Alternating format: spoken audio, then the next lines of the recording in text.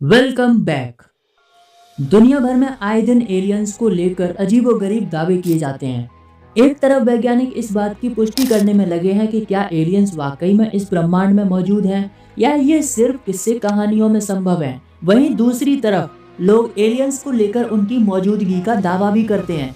इतना काफी नहीं है, लोग तो एलियंस से जुड़े बहुत सारे सबूत भी पेश कर चुके हैं। अब इतना तो हम सब जानते हैं कि हमारा ब्रह्मांड इतना विशाल है कि हम ये नहीं कह सकते कि लाइफ केवल पृथ्वी पर ही एग्जिस्ट करती है। ये कोई कोइंसिडेंस नहीं हो सकता कि ब्रह्मांड में केवल पृथ्वी ही लाइफ को होस्ट करने में कामयाब रही। ये भी हो सकता है कि जीवन पृथ्वी पर किसी बाहरी ग्रह से आया है। यहाँ तक कि कुछ वैज्ञानिक तो ये भी दावा करते हैं कि हम पृथ्वीवासी नहीं है, बल्कि हम हमारे पड़ोसी प्लेनेट मंगल से आकर धरती पर बसे थे। हालांकि इसके अभी तक सबूत तो नहीं मिले हैं, लेकिन मंगल पर पानी का मिलना एक बहुत बड़ी पॉसिबिलिटी क्रिएट करता है कि हम मंगल से ही धरती पर आकर बसे हैं। और हम सब ने ये तो पढ़ा ही है कि हमारे पूर्वज बंदर थे। इंसान पहले बंदर था, फिर धीरे धीरे इवॉल्व हुआ और 4 पैरों के बजाय 2 पैरों पर चलना शुरू कर दिया। लेकिन जरा सोचिए, अगर आपसे कोई ये कहे कि आप बंदर की नहीं बल्कि एलियंस की प्रजाति हैं और ना ही हमारा उद्गम इस धरती पर हुआ है, बल्कि हम तो किसी दूसरे सोलर सिस्टम से लाकर यहाँ छोड़ दिए गए थे और उन्हीं जीवों से इस धरती पर सबसे बुद्धिमान जीव का विकास हुआ। एलियंस पर रिसर्च कर रहे विशेषज्ञों का कहना है कि इंसान एक एलियन है। इंसानों की आदिम प्रजाति निएंडरथल हमारे पड़ोसी सोलर सिस्टम अल्फा सेंटोरी से आए हैं, जिनमें क्रॉस ब्रीडिंग कराई गई थी, जिससे आधुनिक इंसानों का विकास हुआ। डॉक्टर एलिस सिल्वर का कहना है कि इंसानों की उत्पत्ति में 60,000 से 2 लाख साल का समय लगा। इंसानों की आधुनिक प्रजाति यानी कि हम, जिसे हम होमो सेपियंस कहते हैं, वह किसी अन्य ग्रह से आई थी। उस समय ये आदिम जीव धरती पर मौसम और पर्यावरण के हिसाब से जीवित रहने लायक नहीं था। सूर्य की रोशनी, बाढ़, खराब मौसम बर्दाश्त नहीं कर सकता था और इसी कारण इंसान एकमात्र ऐसा जीव है इस धरती पर जो सबसे ज्यादा बीमार पड़ता है और पृथ्वी के पर्यावरण के अनुकूल ढलने में विफल रहता है। हम केवल अपनी इंटेलिजेंस के आधार पर ही इस धरती पर जीवित रह सकते हैं। इसके आपको कई एग्जाम्पल भी देखने को मिल जाएंगे। इंसान उन जीवों की तुलना में पर्यावरण के प्रति कितने खराब रूप से अनुकूलित है। अब आप भोजन को ही ले लो। प्राकृतिक रूप से उगने वाला भोजन हम पसंद नहीं करते, उसे हमें अपने स्वाद के अनुसार बदलना पड़ता है। इंसान द्वारा उगाई गई फसलें इंसानों की ही तरह हाइब्रिड होती हैं। जंगली फसलों के आकार, स्वाद और रंग रूप से बहुत अलग। फिर भी इंसान अपने द्वारा उगाई गई फसलों को पहले पकाता है और स्वाद के अनुसार बदलता है। इसे इवोल्यूशन कह सकते हैं कि इंसान अपने आप को बेहतर करने की कोशिश कर रहा है। लेकिन ये भी सच है कि हमें वो बिल्कुल भी पसंद नहीं है जो प्रकृति के द्वारा हमें मूल रूप से प्राप्त होता है। इंसान अपने इंटेलिजेंस के आधार पर इतना ऊपर उठ चुका है कि उसे अब प्रकृति के बारे में कोई भी जानकारी नहीं है।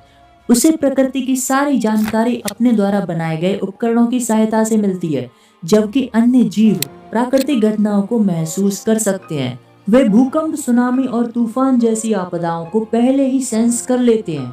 अगर हमारे पूर्वज भी इस धरती पर रहने वाले होते तो हमें भी इन घटनाओं को महसूस करने में सक्षम होना चाहिए था।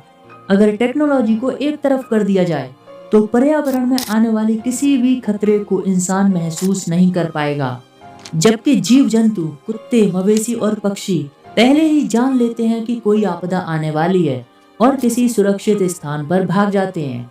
एक और एग्जाम्पल की बात करें तो पृथ्वी की अधिकांश प्रजातियां चुंबकीय क्षेत्र का उपयोग करके अपने रास्ते को खोजती हैं, लेकिन इंसान चुंबकीय क्षेत्र को महसूस ही नहीं कर सकता।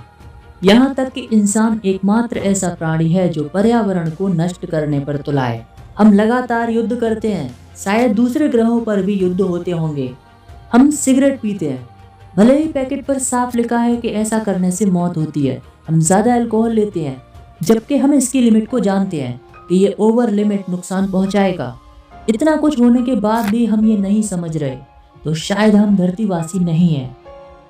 अगर हम धरतीवासी नहीं हैं तो हम यहाँ कैसे पहुंचे? इतना तो सच है, हम यहाँ अपनी मर्जी से नहीं आए, और अगर हमें कोई यहाँ लेकर आया है तो एक बात की पूरी संभावना है कि एलियन हमारी कहानियों जैसे अजीब से दिखने वाले बड़ी आंखों वाले बिल्कुल नहीं दिखते होंगे। एलियन बिल्कुल हमारे जैसे दिखते होंगे। अब एक सवाल तो जरूर आ रहा होगा कि आखिर एलियन हमें धरती पर लेकर क्यों आए।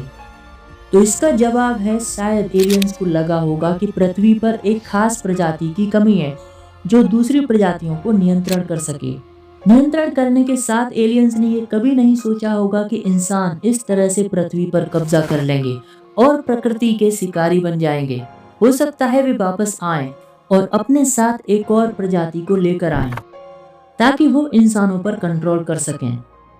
बेशक वो वायरस ला सकते हैं और हो सकता है उन्होंने ऐसा कई बार किया हो, क्योंकि धरती पर ऐसे वायरस मौजूद हैं जिनका तोड़ पृथ्वी पर नहीं है।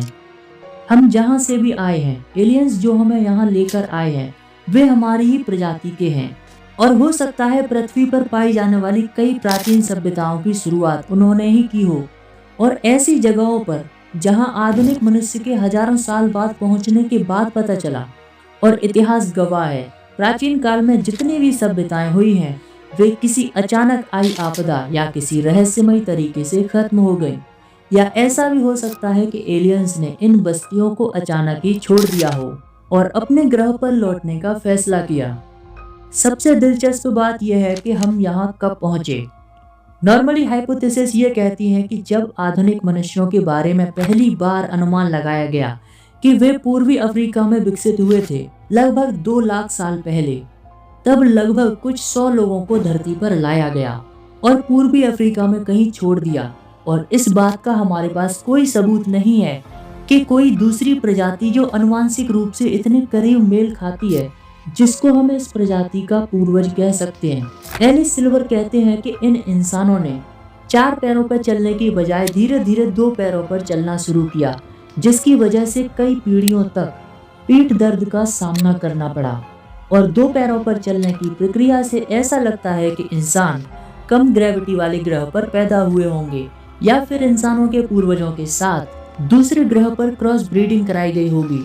और इस इवोल्यूशन में 2 लाख साल का समय लगा और आज से 60,000 साल पहले पहली बार इन लोगों ने पूर्व अफ्रीका से फैलना शुरू किया।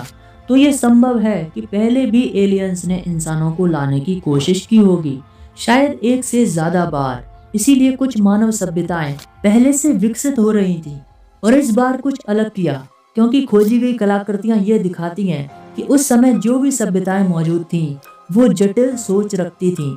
स्टार्स और प्लैनेट्स का व्यापक ज्ञान था, उनके पास विकसित जल निकासी और सीवरेज प्रणाली थी, जटिल कारीगर और ऐसे औजार जिनकी खोज भी नहीं हुई थी।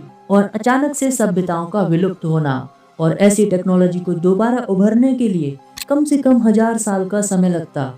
कुछ हाइपोथेसिस ये कहती है कि इस बात की 50% संभावना है कि हम सभी पृथ्वी के कंप्यूटर सिमुलेशन के अंदर चल रहे एक प्रोग्रामिंग कोड की तरह हैं। जैसे कंप्यूटर प्रोग्रामिंग के जरिए हम एक दुनिया बना सकते हैं, उसको कमांड दे सकते हैं, और अगर उन सभी संयोग और डेजावू की संभावनाओं को लें तो वे सिर्फ एक प्रोग्रामिंग कोड के लूप है जो खुद को दोहराते रहते हैं। पेनिस्पर्मिया हाइपोथेसिस कहती है कि जीवन हमारे पूरे ब्रह्मांड में मौजूद है। जीवन ब्रह्मांड में कहीं और उत्पन्न हुआ था और पृथ्वी पर फैल गया। बहुत से लोग ये मानते हैं कि पृथ्वी वास्तव में हमारी जेल है, हमें यहाँ सजा के तौर पर लाया गया है। पृथ्वी की आदिम अवस्था जरूरी चीजों की कमी के कारण मूल सभ्यता से दूर करने का फैसला लिया और हो सकता है एलियन हमारी जांच करने के लिए वापस आए। अब आप सोच रहे होंगे कि अगर वाकई में एलियंस हैं तो हमें अब तक एलियंस के बारे में पता क्यों नहीं चला। तो इसका जवाब है हमारी टेक्नोलॉजी, हमारे रेडियो, इंटरनेट, कम शक्तिशाली वाले वायरलेस सिग्नल जिनका प्रसारण केबल के जरिए होता है। हम अंतरिक्ष में रेडियो सिग्नल प्रसारित करते हैं जिसका हमें कोई रिप्लाई नहीं आता। तो हो सकता है अन्य ग्रहों पर वे हमसे कुछ हजारों साल आगे हों और आज हम जिस रेडियो टेक्नोलॉजी का इस्तेमाल करते हैं हो सकता है उनका रेडियो युग समाप्त हो गया हो और रेडियो सिग्नल के जरिए उनका पता लगा पाना असंभव होगा। या ये भी हो सकता है कि वे कम शक्तिशाली वायरलेस से चिपके रहे हों। वे इंफ्रारेड प्रकाश, लेजर, फाइबर ऑप्टिक्स, माइक्रोवेव के बारे में जानते ही ना हो, या वो विलुप्त होने की कगार पर थे जिस वजह से उन्होंने अपने सौर मंडल को छोड़ दिया और धरती पर आकर शिफ्ट हो गए। और ये संभव है कि एलियंस ब्रूड लेकर आए होंगे और पृथ्वी पर पहुंचने के बाद उन्हें डीफ्रॉस्ट करके उनका पालन पोषण किया होगा और इसके लिए कई मनुष्य भी साथ आए होंगे। लेकिन पृथ्वी तक पहुंचते पहुंचते वे काफी बूढ़े हो चुके होंगे। इसीलिए वयस्क भ्रूण को पृथ्वी के निएंडरथल जैसे होमोनिड में प्रत्यारोपित किया गया होगा, जिससे इंसानों की एक हाइब्रिड प्रजाति विकसित हुई। वीडियो इंफॉर्मेटिव लगी तो वीडियो को लाइक जरूर करें। चैनल पर नए हैं तो सब्सक्राइब करें। तो मिलते हैं एक और एपिसोड में। तब तक के लिए थैंक्स फॉर वॉचिंग।